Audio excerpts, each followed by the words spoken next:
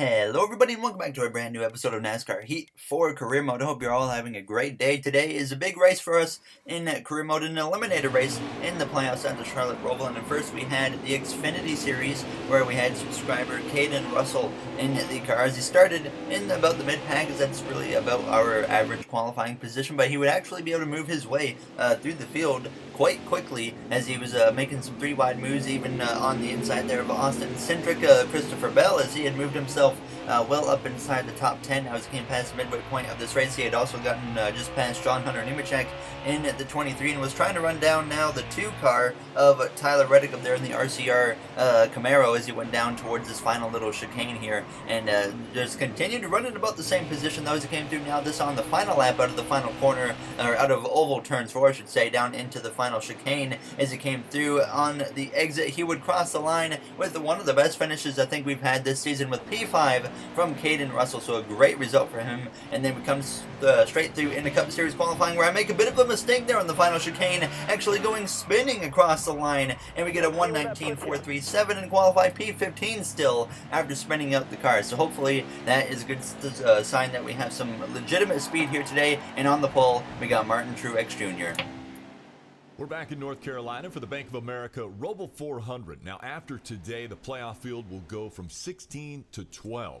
To advance, drivers will have to tame the ROVAL, which combines the infield road course with the traditional mile-and-a-half oval.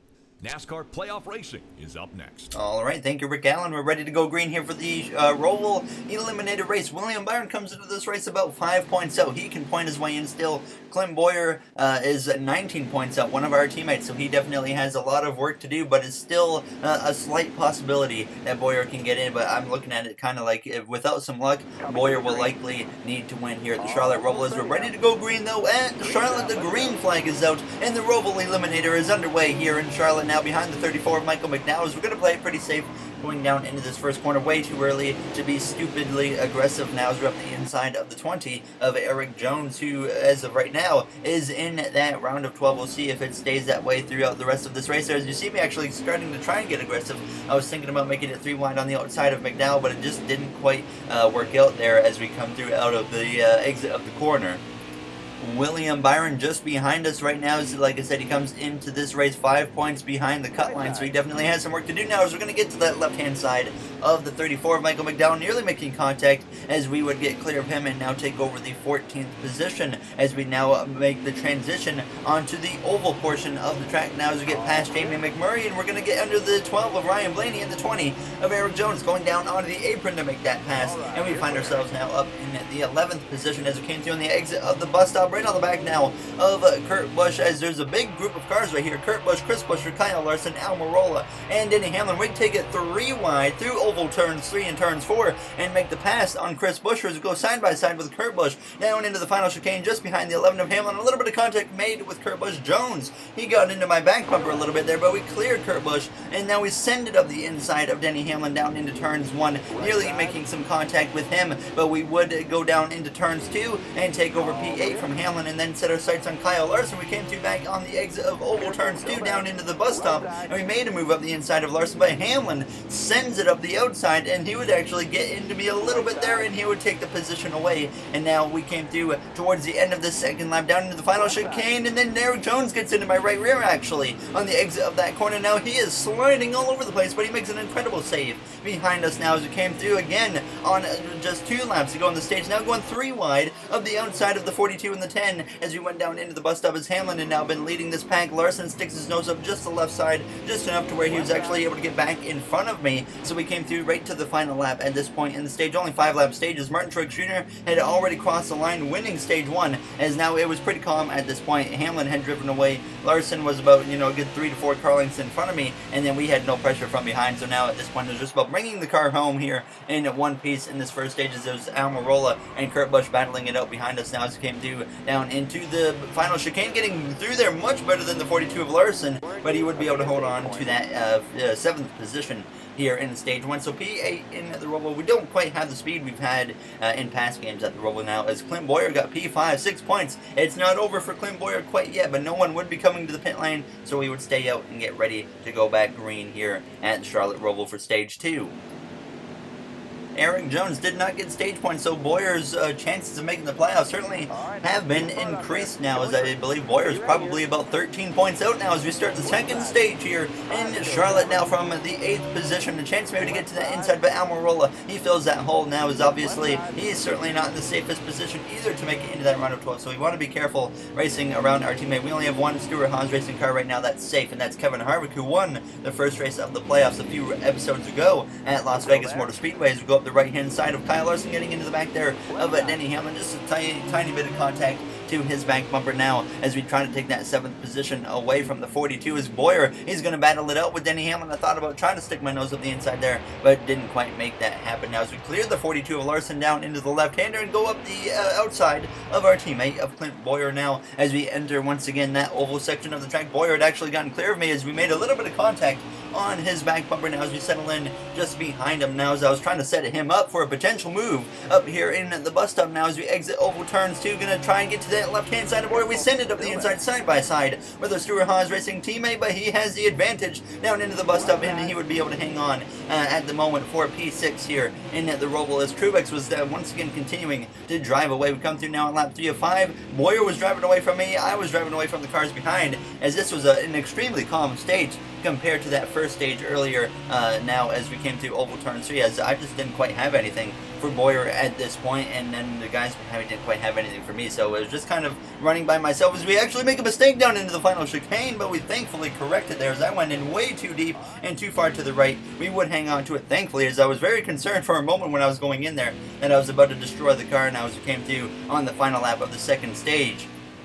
Down through the bus stop at this point, no pressure from behind now as Boyer's well ahead. Martin Truex Jr. once again, he was like 7-8 seconds ahead of like second place as he was coming through the final chicane to win stage 2 as we come through oval turns 4. You expect to see Chase Elliott up there dominating this race now as we go down into this final chicane, trying to get through there the best I can as we kind of hop the turtles there and we cross the line here for P7 in stage 2. A much calmer stage than the first one for sure, as it's Truex, DiBenedetto, and Elliott 1, 2, 3. It seems to be very hard to pass once these restarts get sorted out here in the Charlotte ROVAL today, so certainly we're going to see how that comes into effect in the third and final stage. Clint Boyer got some more stage points, so this could give him another opportunity. I believe Boyer goes into this final stage about 8 to 9 points out. Now as we get ready to start the third and final stage, as DiBenedetto has actually taken the lead under pit stops.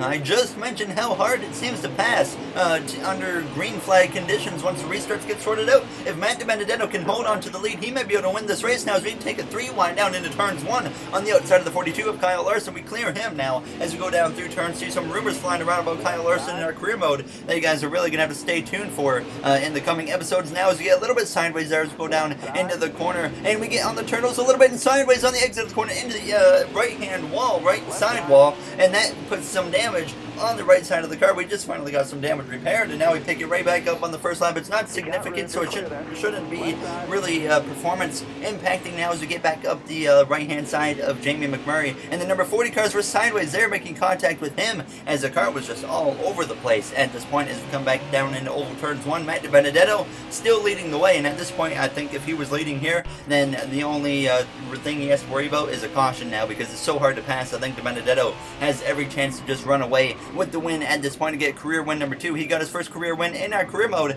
last season at Sonoma Raceway now as we come through getting through the bus stop without any issues, thankfully, as we go down into oval turn 3. So definitely a little frustrated with how this opening lap went in this first stage, but hopefully we can rebound. Obviously, as this third and final stage is pretty lengthy. The road courses have very short, quick first and second stages, and then the third stage is always pretty long now as we got right on the back of Jamie McMurray there as we're going to full on send it up the inside like Daniel Ricciardo-esque now as we come through out of turns 1 side by side with the 40 of McMurray down into turns 2. We clear him and now set our sights on the CGR duo of Kyle Larson and Kurt Busch as we came through on lap 19. We make the pass on Kyle Larson So we take P7 and then set the sights on Kurt Busch, and sure enough, now on the same lap of lap 19, we had gotten right to the left-hand side of Kurt Busch as we enter the oval portion of the track side by side with Kurt Busch, and we would once again gain another position as we were certainly starting to move our way forwards, but you can see the gap ahead. It was definitely going to be,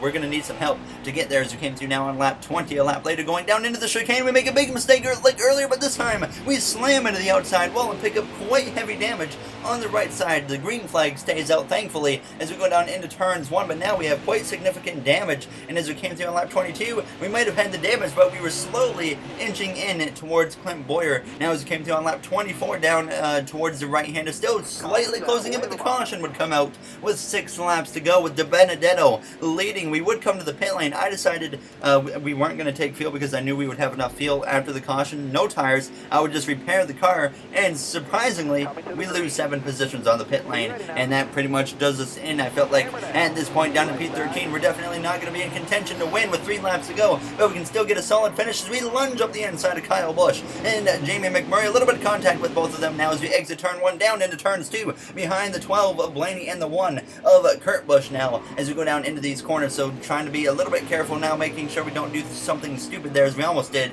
something pretty stupid there in turns 1 on the restart, but we clear Kurt Busch, and now we got Blaney and Boyer both trying to get into that round of 12 side by side down through the right-hander, and I'm going to be a little bit aggressive there, so I'm going to give Blaney the bumper and move him out of the way now as we come through the corners, and all of a sudden, for the first time today, we're in the top 5, but unfortunately, the front 4 were able to drive away with De Benedetto still leading. Clint Boyer, though, at this point was right on my back bumper on the exit of the bus stop. He tries to get to my right-hand side, couldn't quite make the move work. But Matt De Benedetto is leading the way out of oval turns 4 as we approach the final lap, and if De Benedetto doesn't have some malfunction with the car or makes a mistake and crashes, he will definitely win this race just because of how hard it is to pass now as we come through out of the chicane, starting the final lap here in the Charlotte ROVAL. Boyer doing everything he can to somehow come into this race 19 points out and still make it into the round of 12 as we go down into turns 2. We're sideways and we hit the wall just a little bit there now as the handling of this car was starting to go away. We're going down into turns 3, down into turns 4. Hamlin, Elliott, Truex trying to get past the Benedetto now as we exit the corner, and we go sideways on the exit of the corner into the right-hand side wall. Heavy damage on the car. The caution comes out, and that will end the race here in the Charlotte ROVAL.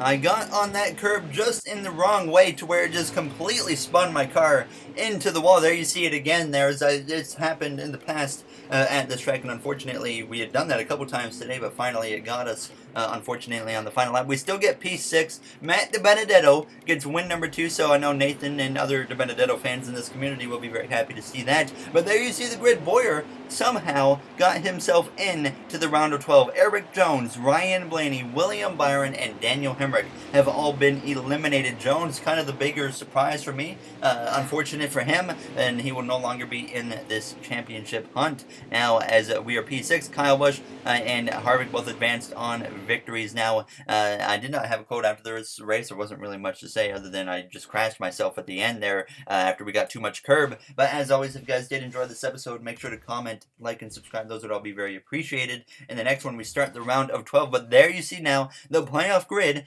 after the Charlotte ROVAL going into the round of 12. We are only 13 points to the good, and should I mention, all 3 tracks in this round, we haven't finished inside the top 10 yet this season earlier in the spring at those tracks. So we'll see how this round goes. So I will see you guys in the next one where we start the round of 12. Thank you for watching, everyone, and have a great day.